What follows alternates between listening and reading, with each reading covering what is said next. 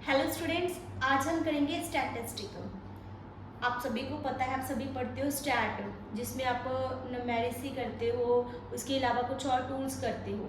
तो आज हम डिटेल में करने जा रहे हैं कि एक्चुअल में स्टैटिस्टिक का मतलब क्या है। सबसे पहले हम इसके ऑरिजिन के बारे में बात करते हैं। स्टैटिस्टिक जो है वो that is derived from Latin word status. ये किससे लिया गया है?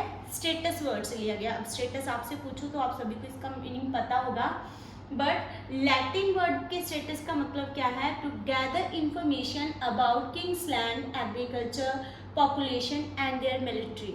तो जो ये वाला स्टेटस है ये किसके बारे में बात करता है कि इंफॉर्मेशन गैदर करना जो किंग का लैंड, एग्रीकल्चर, पॉपुलेशन और मिलिट्री है, ठीक है, इसके रिगार्डिंग ये बात करता है। तो एक तरह से ये भी क्या करता था?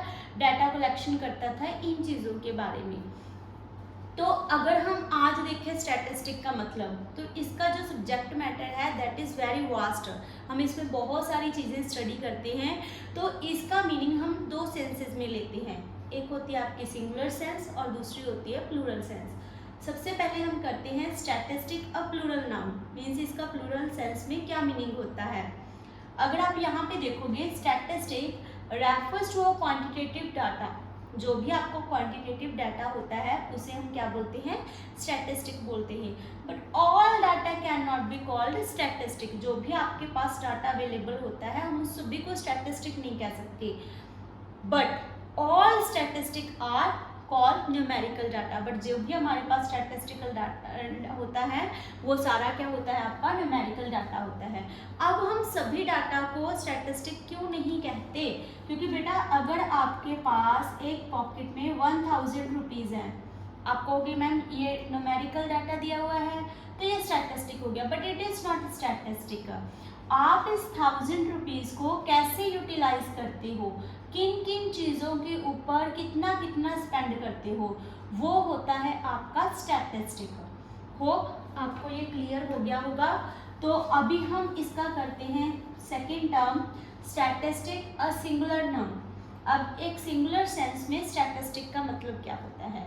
यहाँ पे अगर हम बात करें, इट रेफर्स टू टेक्निक्स और methods relating to collection, classification, presentation, analysis and interpretation of quantitative data. एक तरह से ये क्या करता है? As a singular sense quantitative data की टेक्निक्स और मेथड्स को स्टडी करता है। तो अभी हम ये कह सकते हैं कि ये जो हमारा स्टैटिस्टिक्स है ये क्या नहीं है? It is not just a pool of data. जो भी हमारे पास डाटा होता है ये सिर्फ वही चीज़ नहीं होती, ये क्या करता है? आल्सो स्टडीज करता है। क्या स्टडीज करता है? इट्स मेथड्स, इसके मेथड्स को भी ये स्टडी करता है। तो अकेले डाटा को हम नहीं कहते, ठीक है, डाटा के साथ साथ ये उसके मेथड्स और टेक्निक्स को भी स्टडी करता है। तो इस तरह से इसका जो सब्जेक्ट मैटर है वो क्या है? बहुत ज़्यादा वास्ट हो जाता है, स्कोप इसका बड़ा हो जाता है।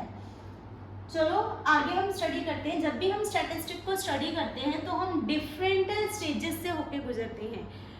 कोई भी जब हमने स्टैटिस्टिक को एनालाइज करना होता है या फिर बोलो लास्ट में हमने एक आंसर लेना होता है तो वो अलग अलग स्टेजेस से होके गुजरता है कोई भी डाटा, ठीक है। तो उसके लिए अलग अलग चीज़ों को स्टडी किया जाता है और उसके अलग अलग टूल्स होते हैं।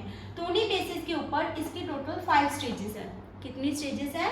5 स्टेजेस हैं। उसमें फर्स्ट है कलेक्शन ऑफ डाटा। फर्स्ट कौन सी है? Collection of data. इसमें हम टूल कौन से यूज करते हैं? सेंसेस और सैम्पलिंग टेक्निक्स। सेकेंड स्टेज है ऑर्गेनाइजेशन ऑफ डाटा। इसमें हम टूल कौन सा यूज करते हैं? Array of data and tally bars. Third stage कौन सी आ जाती है? Presentation of data.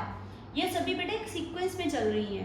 तो प्रेजेंटेशन ऑफ डाटा में कौन सी हमारे पास टूल है? टेबल्स के थ्रू हम डाटा को प्रेजेंट कर सकते हैं, ग्राफ्स के थ्रू और डायग्राम्स के through.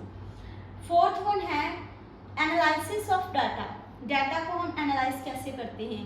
Percentage, averages, correlation and regression coefficient, ठीक है। ये अलग अलग टूल्स हैं जो हम एनालाइज करते हैं डाटा के लिए। नेक्स्ट वन है आपकी fifth stage, interpretation of data. इसमें हम क्या करते हैं, magnitude of percentage, averages and the degree of relationship between different economic variables. तो ये जो स्टेजेस हैं या फिर ये जो स्टैटिस्टिकल स्टडी है और इसके जो टूल्स हैं, ये हम आगे वाले नेक्स्ट चैप्टर्स में डिटेल में करेंगे। होप आज आपको इसका मीनिंग क्लियर हो गया होगा और इसकी 5 स्टेजेस क्लियर हो गई होंगी। तो ये 5 स्टेजेस एक सीक्वेंस में चलती हैं। पहले हम डाटा को कलेक्ट करते हैं, फिर ऑर्गेनाइज करते हैं, फिर उसे प्रेजेंट करते हैं, प्रेजेंट करने के बाद उसका एनालिसिस करते हैं और लास्ट में इंटरप्रिटेशन ऑफ डाटा करते हैं। तो ये टोटल 5 स्टेजेस हैं। होप आपको क्लियर हो गया होगा। Thank you, have a nice day.